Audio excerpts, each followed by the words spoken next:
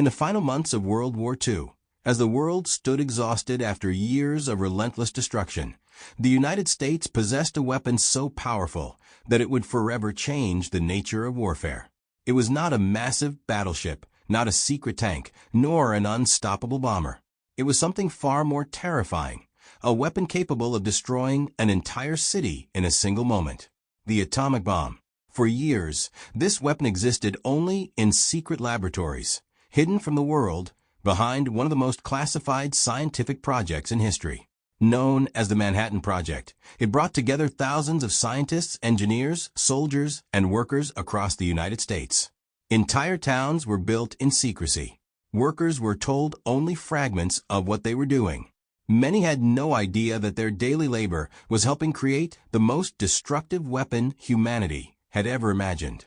The origins of the project began in fear. In 1939, several scientists warned the U.S. government that Nazi Germany might be working to develop an atomic weapon. Among those who raised the alarm was the brilliant physicist Albert Einstein, who signed a famous letter urging President Franklin D. Roosevelt to investigate nuclear chain reactions that could produce unimaginable explosive power. If the Nazis built such a weapon first, the consequences could be catastrophic. Roosevelt authorized a secret research effort that would soon grow into the Manhattan Project. Laboratories and facilities appeared in remote locations like Los Alamos in New Mexico, Oak Ridge in Tennessee, and Hanford in Washington State. Leading the scientific work was J. Robert Oppenheimer, a brilliant but complex figure who would later be called the father of the atomic bomb. The science behind the weapon was both elegant and terrifying. At the heart of the bomb was nuclear fission, a process in which atoms of certain elements split apart, releasing enormous amounts of energy. When a neutron strikes the nucleus of uranium-235 or plutonium-239, the atom divides into smaller fragments, releasing additional neutrons and tremendous heat. If enough of these atoms are gathered together in the right configuration, the reaction becomes self-sustaining. Within a fraction of a second, billions of atoms split in a chain reaction, releasing energy equivalent to thousands of tons of TNT. To turn this scientific principle into a weapon required unprecedented engineering. Uranium had to be enriched to extremely high levels, something never attempted before. Massive electromagnetic separators, gas diffusion systems, and chemical reactors operated around the clock. Entire factories consumed enormous amounts of electricity just to isolate the tiny quantities of fissile material needed for a single bomb. By 1945, the project had produced two types of atomic weapons. One used enriched uranium, the other used plutonium. But no one knew for certain whether the plutonium design would work. The only way to find out was to detonate a real bomb. In the early morning hours of July 16, 1945, scientists gathered in the desert of New Mexico for the world's first nuclear explosion. The test, known as the Trinity test, lit the desert sky brighter than the sun.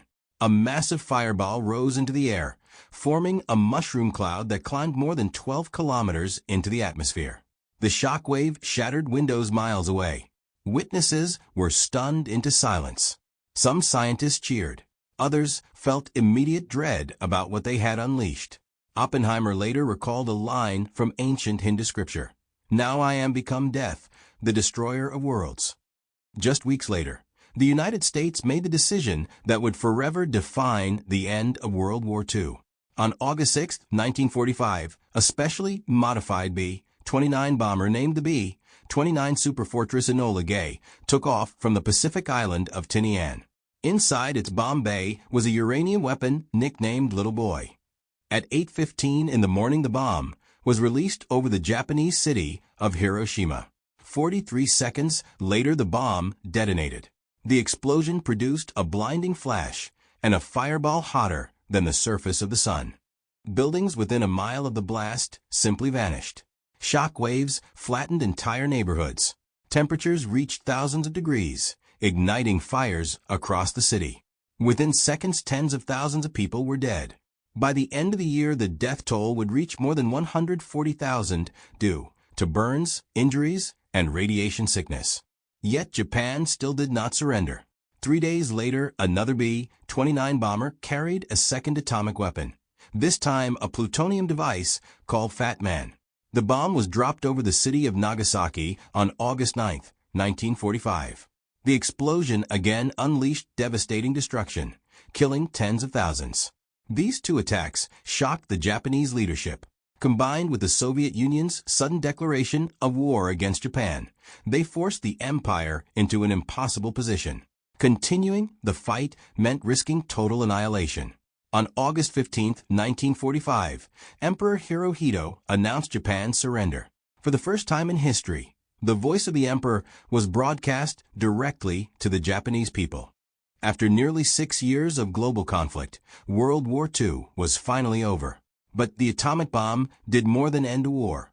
It transformed the entire geopolitical landscape of the 20th century. The world suddenly realized that humanity had entered the nuclear age. Nations now possessed the capability to destroy entire cities instantly. Soon other powers developed their own nuclear arsenals, beginning a tense era known as the Cold War. The weapon created by the Manhattan Project became both a symbol of ultimate power and a constant reminder of humanity's capacity for destruction. For decades afterward, military strategists, politicians, and scientists debated whether the bomb saved lives by ending the war quickly or whether it opened a dangerous chapter in human history. Even today, the legacy of that weapon continues to shape global politics. Nuclear deterrence, arms control treaties, and international diplomacy all trace their origins back to the moment when the first atomic bomb exploded over Hiroshima. The most powerful weapon of World War II was not just a tool of war. It was the beginning of a new era, an era where a single device could change the fate of nations and where the survival of civilization itself could depend on decisions made in a matter of minutes. And the world has never been the same since.